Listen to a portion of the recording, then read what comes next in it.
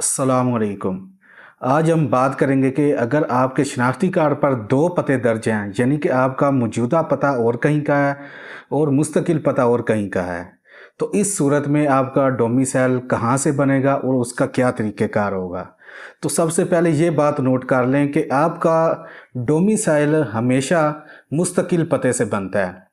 उसका तरीक़ाकार यह है कि आप जहाँ पर आर्ज़ी तौर पर रहाइश पज़ीर हैं, यानी कि जो आपका आर्ज़ी पता शनाख्ती कार्ड पर लिखा हुआ है, आपने वो मुतल्लका अपने असिस्टेंट कमिश्नर के ऑफ़िस जाना है, वहाँ से आपने एनओसी हासिल करना है।